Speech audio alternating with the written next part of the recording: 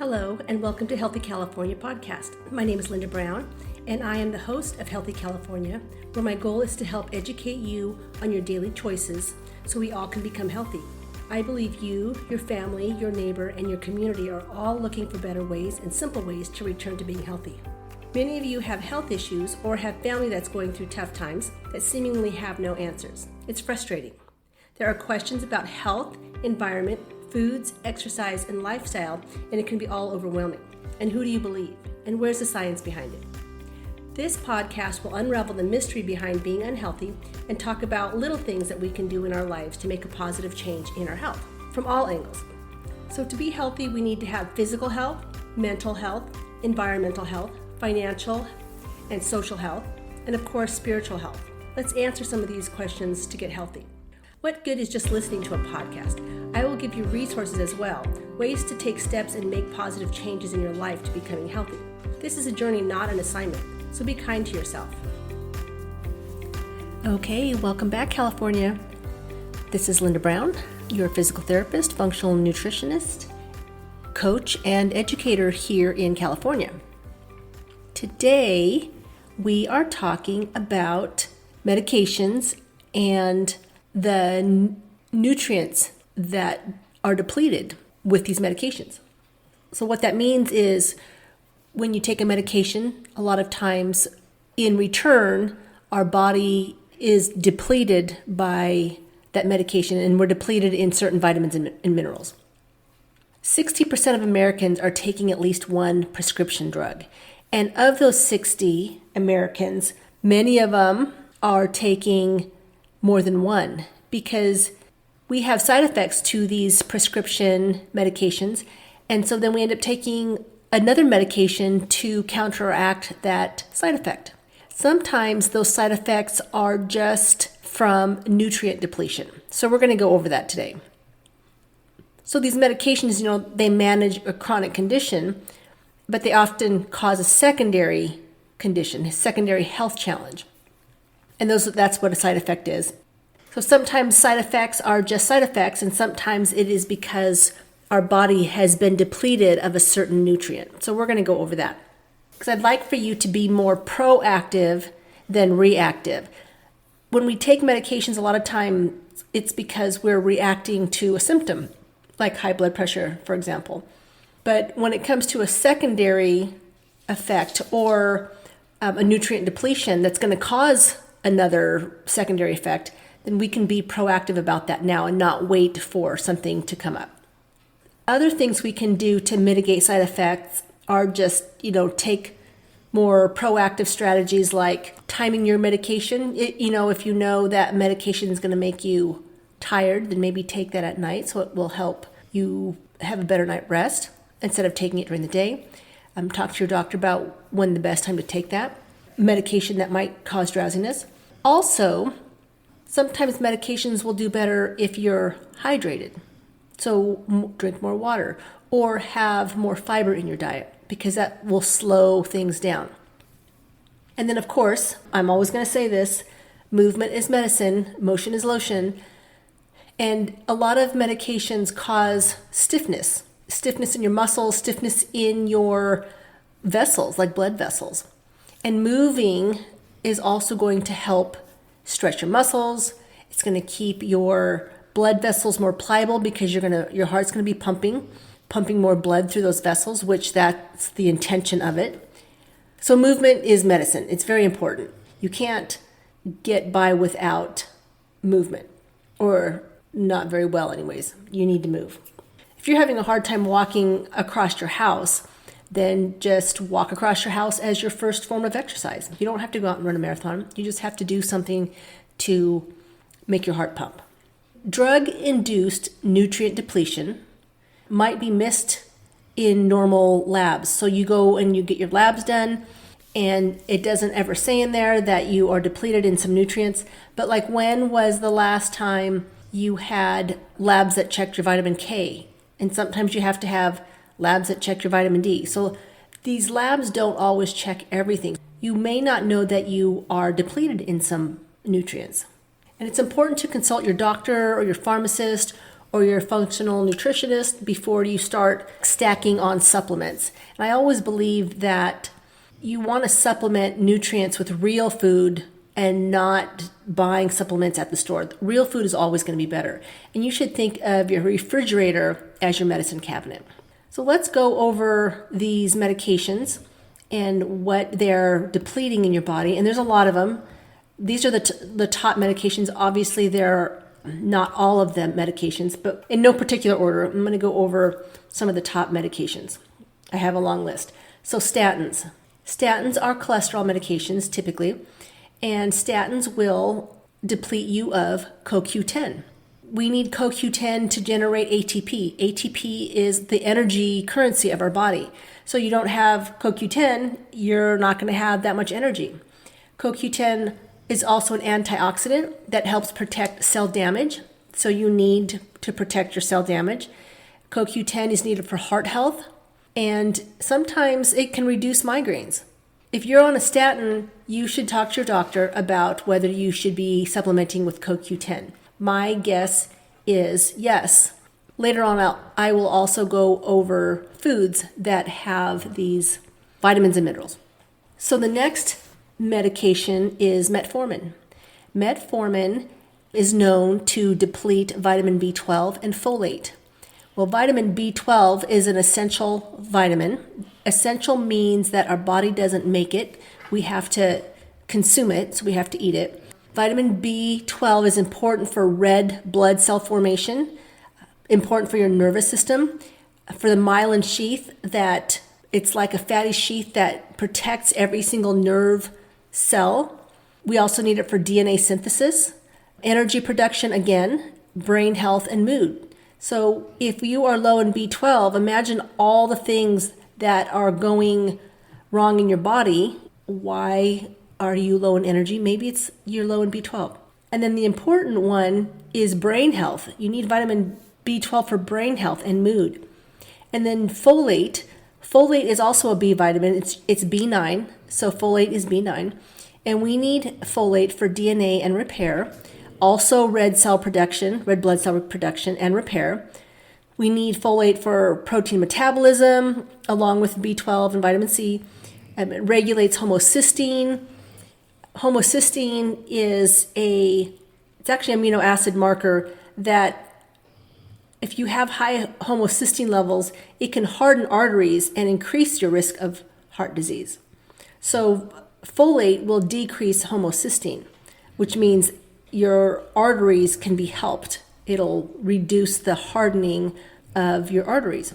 And then let's go over PPIs and antacids. A PPI is a proton pump inhibitor, and we take it a lot of times for reflux. We take it, we know it as Prilosec or Nexium or Tums. They're all antacid type of medications. And it's an antacid. However, we need acid. We need acid in our stomach.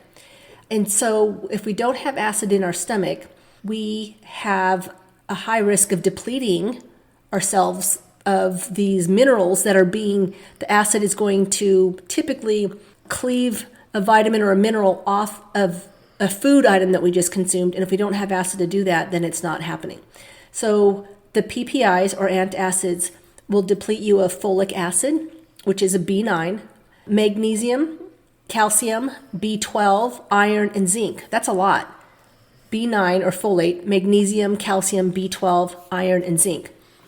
Well, I already talked about B12 and folate, the B9, but magnesium. Magnesium is responsible for over 300 reactions in the body. Over 300. If you are low in magnesium, imagine all these processes in your body that aren't happening. So some of those things is like protein synthesis. We need to synthesize protein because protein is responsible for everything in our body. Antibodies are proteins, hormones are proteins. There's a lot of proteins in our body that's not being synthesized if we are low in magnesium. We need it for muscle and nerve function, glucose control, blood pressure regulation, energy production. It does a lot. That's only just a very few of the things that magnesium does. Like I said, over 300 reactions in the body, and I just gave you maybe 5 of them. PPIs also deplete you of calcium. And what do we need calcium for? Strong bones and teeth, nerve signaling, blood clotting, muscle function. We get cramps if we don't have calcium. We need calcium for our heart to pump. Our heart is a big, huge muscle. So we need calcium, and we don't want that to be depleted. Iron is also depleted. And what does iron do? It transports oxygen, energy metabolism, immune function, cognitive development, hormone synthesis. If we don't have iron, we're not transporting oxygen, and we sometimes feel very tired. And cognitive development, imagine what's happening in our brain if we don't have iron, and what's happening with our hormones if we don't have iron. And then the other one that PPIs deplete is zinc. And we need zinc for immune function, wound healing, again, DNA synthesis, protein growth and development. Zinc also regulates hormones like insulin and testosterone. We need zinc for eye health. Zinc does a lot of things. So again, PPIs will deplete you of folic acid or folate, magnesium, calcium, B12, iron, and zinc. And then what about the medication like diuretics, like Lasix and hydrochlorothiazide? So diuretics, we usually take diuretics for blood pressure. Diuretics will deplete you of sodium, potassium, magnesium, vitamin B1, zinc, folate, and calcium. And let's see, sodium, potassium, magnesium, calcium, those are all electrolytes.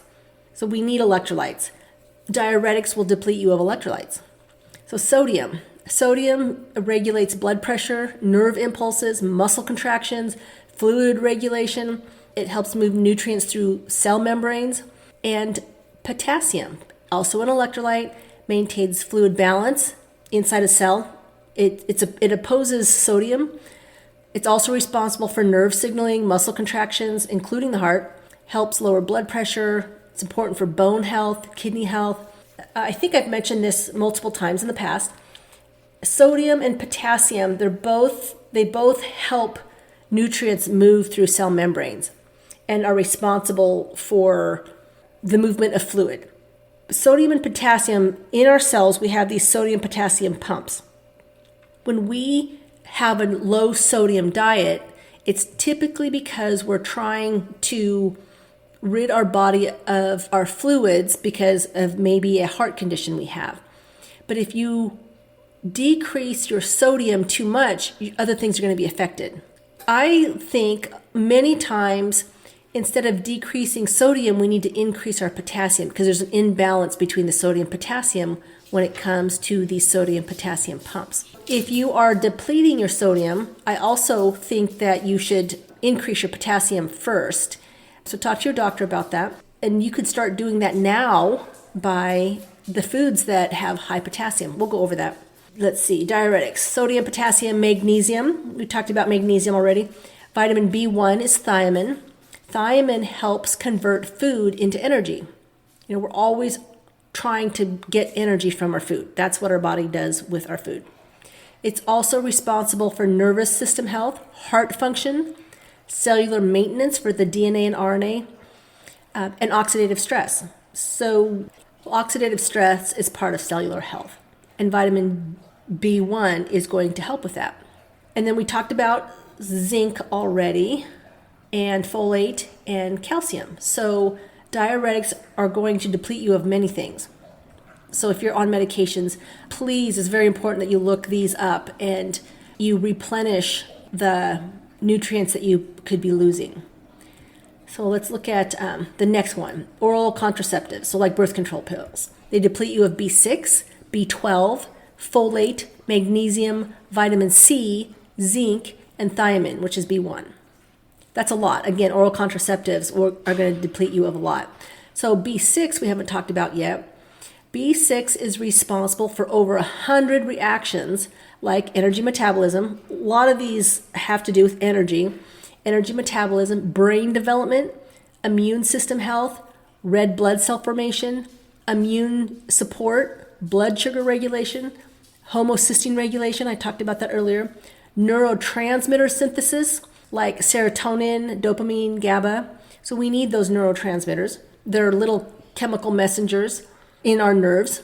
We've already talked about B12, folate, magnesium, but vitamin C. Vitamin C is also one of those things that are responsible for over 300 reactions in our body.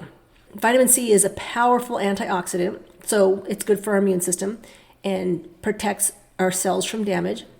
We need vitamin C for collagen synthesis. We can take collagen all day long for our skin or for our bones or for, everything's made of collagen.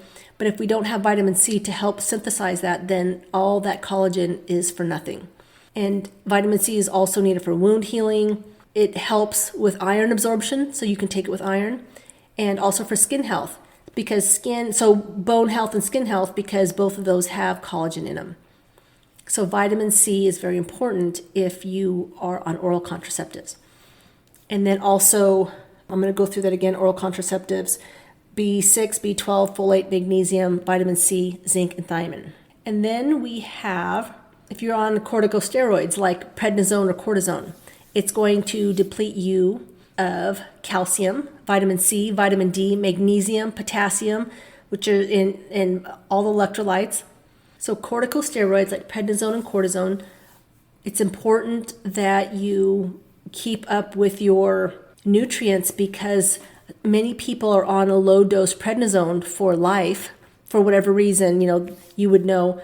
But if you're on a low dose, even a low dose corticosteroid for life, it is very important that you get these nutrients back in your body. Calcium, vitamin C, vitamin D, magnesium, potassium. I haven't talked about vitamin D yet, but vitamin D works with calcium to build bones, so you need them both. They work together. Vitamin D reduces inflammation. We need vitamin D for glucose metabolism. Vitamin D has been known to prevent cancer, cognitive health. So vitamin D, we get vitamin D from the sun in addition to food. And if we don't have enough vitamin D, it has been known to cause depression and anxiety, being low in vitamin D. So it's really important that you get your vitamin D.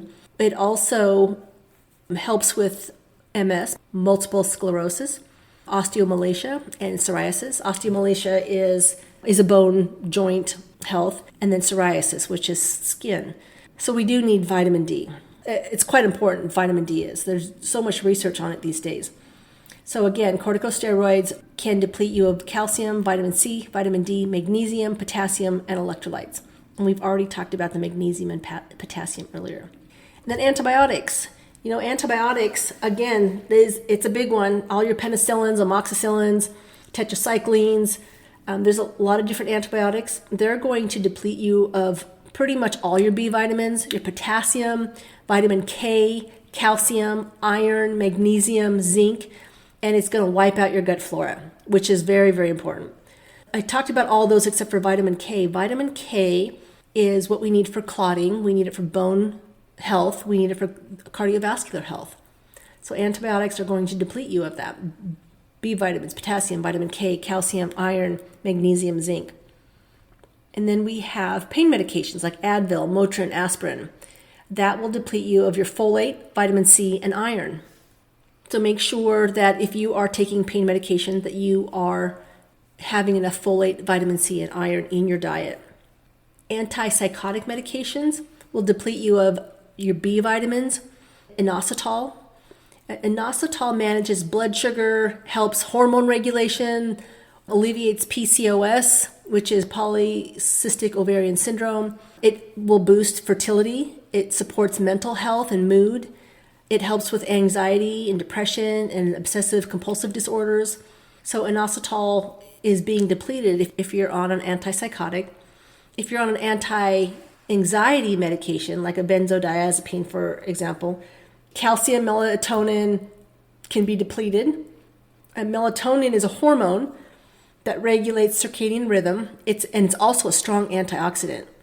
It helps protect eyes, so eye health, reflux, GERD, gastroesophageal reflux disease. And you can take it, it helps with jet lag. So that is melatonin. And anti-anxiety meds will deplete you of calcium and melatonin. Let's see, what else? Blood pressure medication like ACE inhibitors, calcium channel blockers, diuretics, beta blockers. they will deplete you of CoQ10. And all these I talked about already, so I'm not going to go through that again, but I'll just give you the list. It will deplete you of CoQ10, melatonin, zinc, iron, and potassium. So if you're on a blood pressure medication, you need to be aware of that. If you drink alcohol, you can deplete yourself of folate, thiamine, which is B1, and peroxidine, which is B6. So B1, 6, and 9 are going to be depleted with alcohol. And if you're on a blood thinner like Coumadin or warfarin, that depletes you of your vitamin E and vitamin K. Vitamin E is a very strong antioxidant. It's good for skin health. It's good for immune function, cardiovascular health, prevents blood clots, reduces inflammation. It's good for eye health, cell signaling, gene expression, reproductive health. Vitamin E is important for so many things, and that will be depleted with blood thinners. And then you have anti-seizure medications like phenobarbital or phenytoin, and that will deplete you of your B7 or biotin. Biotin is B7. So biotin, folate, B6, vitamin D, and vitamin K. So biotin, or B7, is important for nervous system health, liver, eyes, hair, skin, a lot of different things. So if you're on anti-seizure medications, make sure you're taking your B6, B9, B7, and then vitamin D and vitamin K. And I say take the vitamins, but I'm going to give you a list of foods that have this in them, because otherwise you're just going to have a million supplement bottles, and that's not the best way to get your supplements. And if you are on methotrexate or chemotherapy, that has been known to deplete you of folate. So B9. Levodopa, which is a Parkinson medication, will deplete you of B6.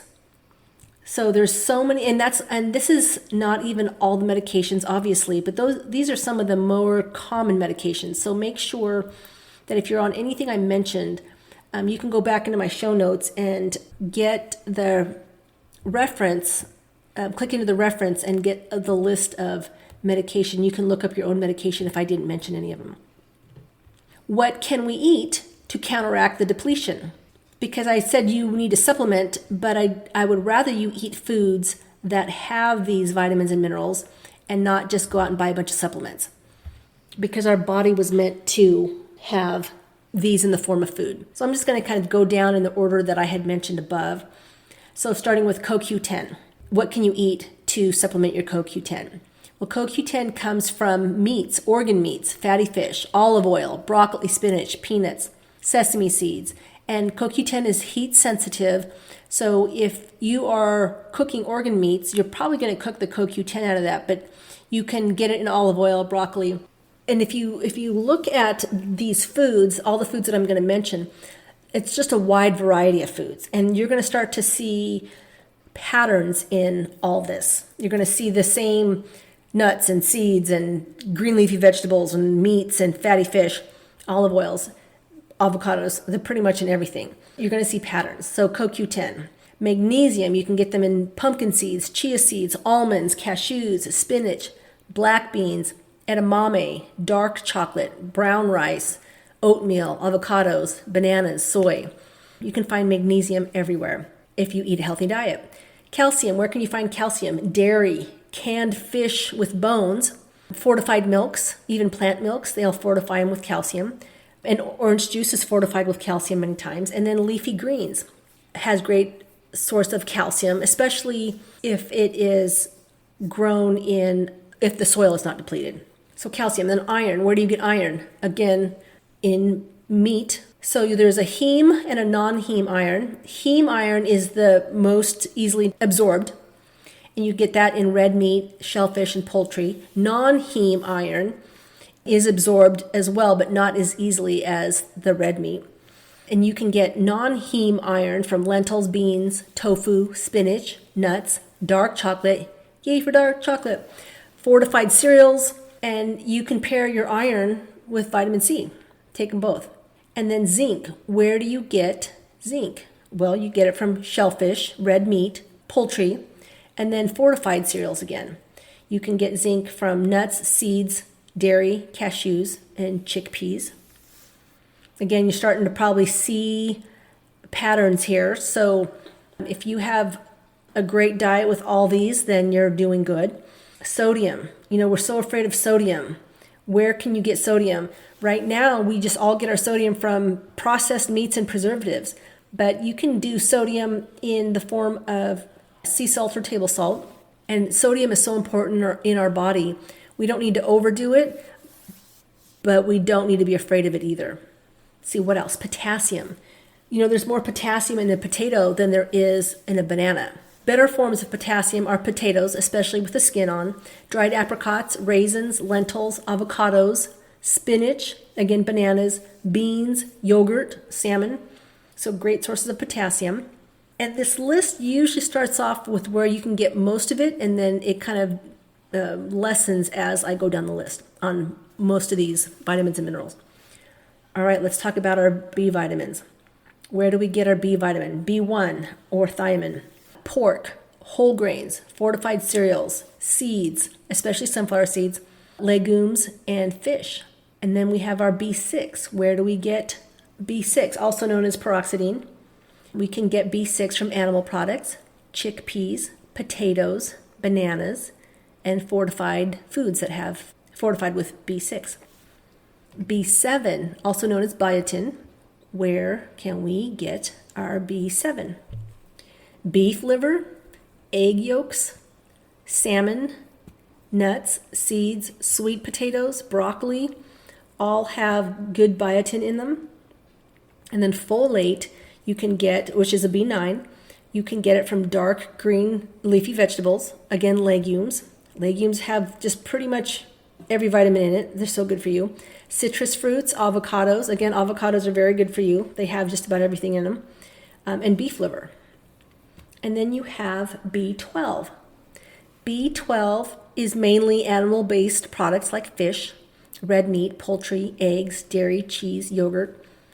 And if you don't eat meat, if you don't eat animal products at all, B12 is very important. Because I mentioned earlier, I listed all the things B12 is important for. So you need B12 for red blood cell production, nerve health.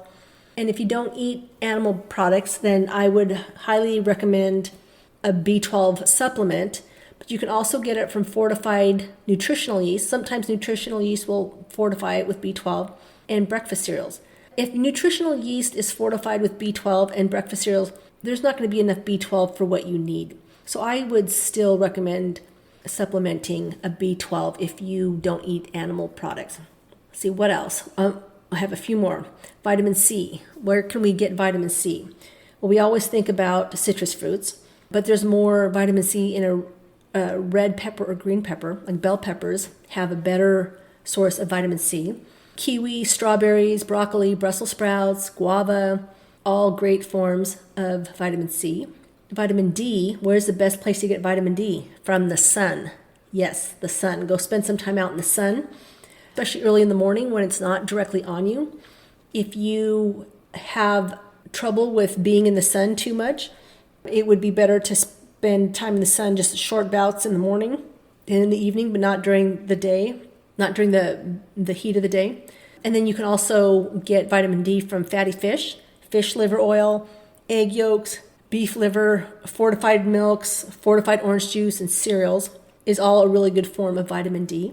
If you do spend time out in the sun, but wear sunscreen, then you're also inhibiting that vitamin D synthesis. So just because you are in the sun, if you have sunscreen on, you're not going to be getting your vitamin D.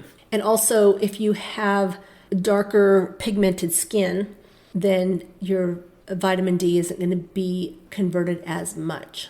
So you're either too dark and you can't convert it, or you're going to be too light and you're going to be not good in the sun. So there's a happy medium in there somewhere. And then vitamin E. So vitamin E, where do you get vitamin E? Nuts, seeds, especially sunflower seeds, leafy greens, almonds, hazelnuts, spinach, broccoli, bell peppers, avocados, mangoes, trout, salmon, fortified cereals. You can get vitamin E pretty much in every delicious food that you can think of. If you are eating a healthy diet, then there's no reason you should be depleted in vitamin E. So make sure you eat a nice healthy diet. Vitamin K. Vitamin K comes from fermented foods, also kale, spinach, collard greens, Brussels sprouts, broccoli, cheese, and meats. I had mentioned inositol earlier. You can get that from citrus, whole grains, nuts, seeds, beans, organ meats, cantaloupe, and peas. And then finally, last but not least, we have melatonin. Well, melatonin is a hormone made by the pineal gland, so you can't necessarily just supplement and get melatonin, but these foods definitely help with melatonin production in the pineal gland. So, tart cherries, nuts, eggs, fatty fish, goji berries, milk, oats, mushrooms, bananas, grapes, pineapples. Again, all very delicious foods. It's going to help with your melatonin. I mentioned earlier, if you are low in melatonin, it's going to affect your sleep. And melatonin is also a good antioxidant. It's a great antioxidant. So that's what's going to help you with cell repair and your immune system. If you're on medications, I don't want you to stop taking your medications. Please don't stop. That's between you and your doctor. But do start the conversation with your doctor about your nutrients. So make sure that you are eating healthy and that you're not depleted, and maybe even talk about what labs that you can keep track of. Go to my show notes and click into the references to find the medications that you're on and see what supplements or foods or nutrients are being depleted so that you can add that into your diet. And if you live in a hot place or are extra active, make sure you hydrate, and you may have to supplement or eat a little bit more of those nutrients, because when you are sweating more or more active, you're using up more nutrients. And so I'm going to end with this verse. I always end with a verse. And this is from 2 Thessalonians 3:3. And it says, "But the Lord is faithful. He will establish you and guard you against the evil one." And I like this because it makes me feel like I am protected. And even when I am not good at making the best decisions in my life, He'll always be faithful to me. And I don't have to be perfect. I mean, I'm trying to always be perfect. And I will still be protected. The Lord will never leave my side. And that's comforting to me. So, and I hope that comforts you too. I'm going to read that again. "But the Lord is faithful. He will establish you and guard you against the evil one." So that gives me comfort that I'm being protected, even when I am my worst enemy. So I hope you enjoyed this podcast. I hope you learned something. And I hope that you can find someone to send this to, someone that's on medications and might learn a thing or two from this. And make sure you go into my show notes and go into the references and look up a medication that you or a loved one is on, and see if you can start getting those nutrients back into your diet. So I hope that you learned something, and I hope that you stay healthy, California. Thank you for joining me today. I hope you learned something new. Health care and treatment should focus on being proactive and preventative, emphasizing the importance of addressing the root cause of a disease or illness. While the U.S. has an excellent trauma medicine system, helping patients when problems arise, our goals should be to prevent disease before they happen. That's why this podcast is so important to me. If you're needing further guidance or have questions on a particular matter, you can find my contact information in the show notes, where you can set up a 15-minute consultation. I also recommend you adding a functional nutritionist, a functional medicine practitioner, and a physical therapist to your healthcare team. This podcast reflects my personal opinions based on extensive research and education. It is not intended for medical diagnosis or treatment and should never replace the advice from your doctor or other healthcare professionals. To continue providing this free information, I rely on your support. Follow, subscribe, like, and share this podcast with your family and friends, or on social media. Don't forget to turn on your notifications to stay updated whenever I have a new episode released. Educating you and empowering you to take back your health is my ultimate goal. By gathering knowledge and implementing small but impactful changes, you can reclaim your well-being. This is a journey, not a quick fix, so be kind to yourself, and I'll be there to help. You got this.